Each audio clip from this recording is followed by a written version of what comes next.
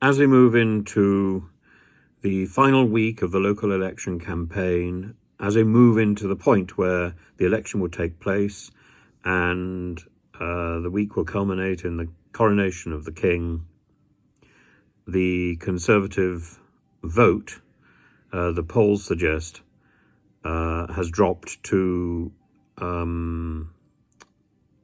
provide the Labour Party with a 20% lead. That is most extraordinary. The Labour Party has got a 44% of the vote, and the Conservative Party is down to 26%. Even allowing for a midterm ruffle, that is simply extraordinary.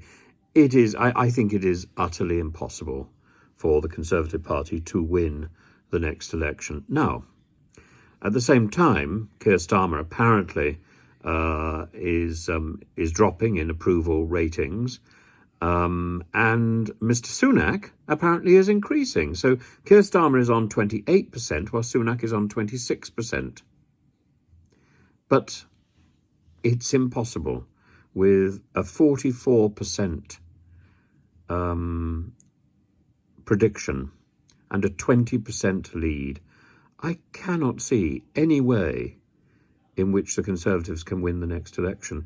And the important thing is, as all these anti-immigration policies are being ratcheted up, the percentage of the vote that has been surrendered to the Labour Party has increased. So Suella Braverman's rhetoric does not chime with the wider public. It might chime with some red-necked Tories, but it doesn't chime with the public. It's out of sync with the ethos of our country.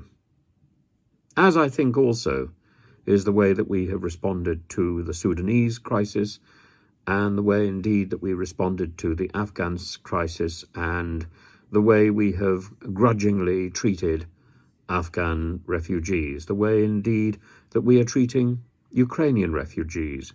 This is not British. This is not the way we behave. And our obsession with migration, with aggression, with attacking the police and then giving them greater powers to restrict free speech, attacking the unions rather than sitting down and negotiating with them, failing to give nurses and doctors, who we were only a short while ago standing outside our front doors and clapping. It was obvious then that a clap wasn't a replacement for funding.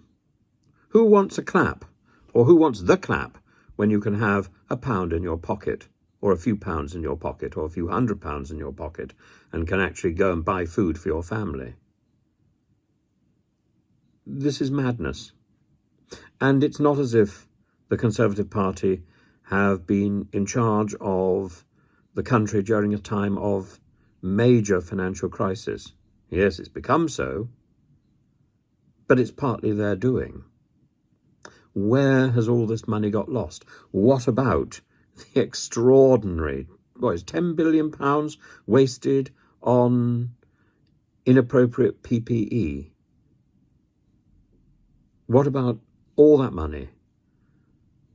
And yet we're fiddling around with small boats. We're putting people into hotels because we can't be bothered to process their applications. We won't let them work because they're in the middle of an application, which is never going to happen. It's like seeing something in a Dickens novel where the lawyers simply aren't working because it's to their advantage to collect as much money as possible. And to string this one out, there's nothing positive here.